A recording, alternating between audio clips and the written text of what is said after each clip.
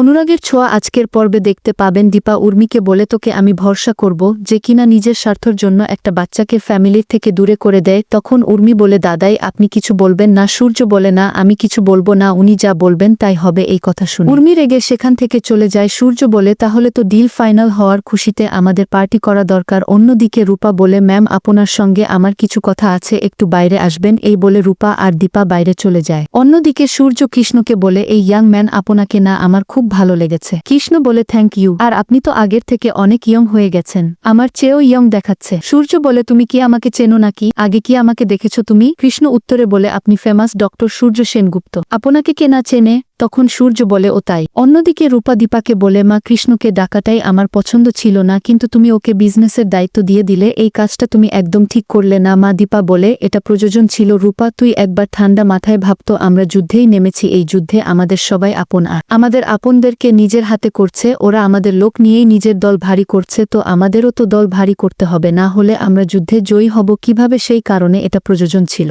আর তাছাড়া তোমাদের দুজনের মধ্যে অভিমানের পাহাড় জমেছে, আর সেটাও তো ভেদ করতে হবে। তোমাদের মধ্যে অভিমানও আছে ঠিকই, কিন্তু সেখানেও ভালোবাসাও আছে। রূপা বলে মা এই বিষয়ে আমি কোনো কথা বলতে চাই না। দীপা বলে বলতে না চাইলে কি সত্যিটা মিথ্যে হয়ে যায়? আর তুই ভাবতো তুই আমাকে নির্দিষ্ট টাইম দিয়েছিস, তার মধ্যে আমাকে যেভাবেই হোক সবকিছু ঠিক করতে হবে, আমাকে টাইম দেওয়াটা কি তোর উচিত হয়েছে? কিন্তু আমি মেনে নিয়েছি, তাই এসব করছি। এই বলে দীপা লাবণ্যর অনাথ আশ্রমে ফোন করে আর বলে আমি লাবণ্য সেনগুপ্তর বাড়ি থেকে বলছি। আসলে আজকের মেনুতে কি হয়েছিল, এবং আশ্রমের মহিলা বলে রাত্রে মাটন আর দুপুরে রুই মাছের কালিয়া। দীপা বলে একটু লক্ষ্য রাখবেন, আমাদের লাবণ্যটা যেন ঠিক মতন খায়। অন্যদিকে কুন্তলা সোনাকে বলে যে সোনা জানো আজকের কি হয়েছে? তোমার মা বাবা সবাই মিলে পার্টি করছে। সোনা বলে কি বললে পার্টি? তখন কুন্তলা বলে হ্যাঁ সোনা, হ্যাঁ পার্টি হচ্ছে, যে তোমার জীবনটা সাদা কালো করে দিয়েছে তারা আনন্দে হই হুল্লোড় করছে, আর তুমি সেটা জানো না? তখন উর্মি বলে সোনা কুন্তলা একদম ঠিক বলছে দিদি, অনেক বদলে গেছে, কিন্তু এতটা বদলে যাবে যে তার মেয়ে সোনার কথা একবারও ভাবলো না, তারা সবাই মিলে আনন্দ করছে। সোনা দেখো তোমার মা তোমার বাবাকে কেড়ে নিয়ে তোমার জায়গা কোনো অনাথ আশ্রমে না হয়। অন্যদিকে দেখা যায় সবাই মিলে ডিলটা ফাইনাল হওয়ার খুশিতে সেলিব্রেশন করতে আসে। তখন সূর্য তো সেখানে এসে প্রচণ্ড হ্যাপি হয়, চারিপাশে সবাই অনেক আনন্দিত যেতে থাকে এবং তারা সবাই মিলে সেখানে বসে। ঠিক সে সময় অবিনাশ সেখানে আসে কেক নিয়ে। অবিনাশকে দেখে সূর্য সমস্ত খুশি যেন এক নিমিষে শেষ হয়ে যায়। মনে মনে ভাবে দীপা ম্যামের বিজনেস পার্টনারকে আমাকে ঠিক মনে হয় না, আমাকে সহজই হয় না এই লোকটাকে। এবং যে কেকটা নিয়ে আনে সেই কেকটা সবাই মিলে হাত দিয়ে একসঙ্গে কেটে সেলিব্রেশন করতে চায়। দীপা বলে মিস্টার সেনগুপ্ত আপনি জয়েন হন না, এবং অবিনাশও সেই কথাটাই বলে।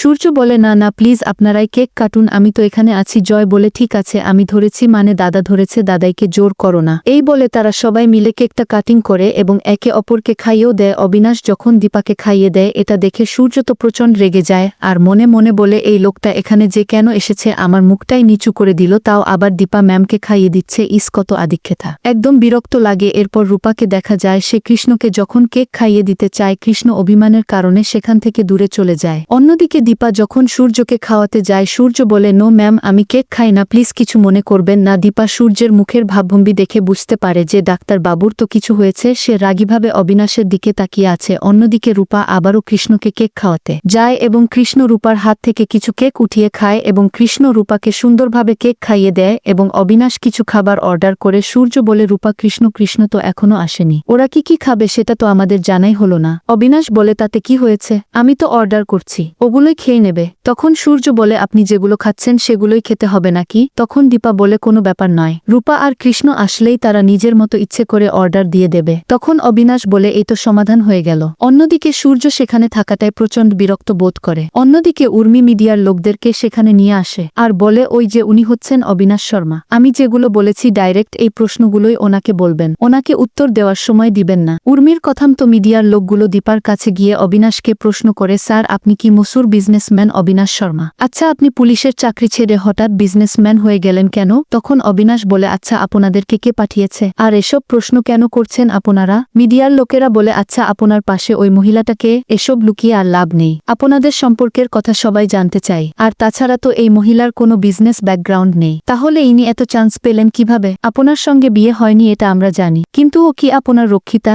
তখন অবিনাশ এটা শুনে প্রচণ্ড রেগে যায় এবং সূর্য যেই লোকটি এ কথাটা বলেছে তাকে তো বেধড়ক মারতে থাকে এবং বলে লজ্জা করে না কোনো মহিলাকে এভাবে অসম্মান করো তুমি এবং মিডিয়ার একটা মহিলা বলে আপনার এত বড় সাহস আপনি মিডিয়ার লোকের উপর হাত তোলেন। সূর্য বলে চুপ করুন, একদম চুপ করুন, যার বিষয়ে জানেন না আপনারা তার সম্বন্ধে নোংরাম্য কথা কিভাবে বলতে পারেন। এবং সবাই যখন লোকটিকে ছাড়তে বলে সূর্য সেখান থেকে বাইরে চলে আসে এবং দীপাও তার পিছু পিছু আসে আর বলে ডক্টর সেনগুপ্ত আপনি এভাবে ওখান থেকে কেন চলে আসলেন। সূর্য বলে আপনি একথা বলছেন, ওরা আপনার সম্বন্ধে এত বাজে বাজে মন্তব্য করলো, আপনার একটুকু কিছু মনে হয়নি। দীপা বলে না মনে হয়নি, কারণ আমি জানি আমি আমার জায়গায় ঠিক আছে, আর কোনো ব্যক্তির কাজেই ওটাই হয়, আর তাছাড়া আপনি তো জানেন অবিনাশ আর আমার কি সম্পর্ক। সূর্য বলে হ্যাঁ আপনারা বিজনেস পার্টনার। দীপা বলে বিজনেস পার্টনার চেয়েও আমাদের মধ্যে একটা বিশ্বাসের জায়গা আছে। সে সময় অবিনাশ ফোন করে আর দীপাকে ভিতরে ডাকে। দীপা বলে ডক্টর সেনগুপ্ত। সূর্য বলে আপনার বিশ্বাস তো কেউ ডেকেছে, আপনাকে তো যেতেই হবে, এটাই বলতে চেয়েছেন তাই না। এই বলে অভিমান করে সূর্য গাড়ি নিয়ে সেখান থেকে চলে যায়। অন্যদিকে উর্মিকে দেখা যায় সে আড়াল থেকে সবকিছু দেখে আর বলে আমি যেটা চেয়েছিলাম ঠিক সেটাই হয়েছে। এই বলে দীপার কাছে আসে আর বলে তুই কিচ্ছু ঠিক করতে পারবি না রে, তুই ঠিক করতে যাবি আর আমি এভাবেই সবকিছু ভেস্তে দেব। দীপা বলে তোর সৎ বুদ্ধি কি কোনো খেয়ে নিয়েছে নাকি, তুই কুন্তলা কথা শুনে এসব নোংরা কাজ করে বেড়াচ্ছিস,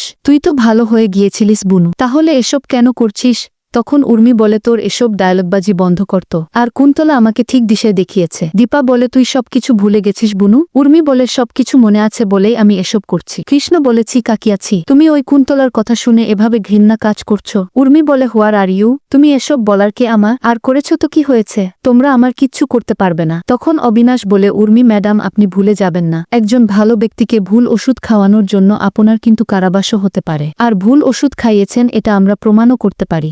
সব কিছু জয় শুনে তো অবাক হয়ে যায়। বন্ধুরা আপনাদের মতামত কি কমেন্ট করে জানান, আর পরবর্তী আপডেট পেতে অবশ্যই আমার চ্যানেলটি সাবস্ক্রাইব করুন।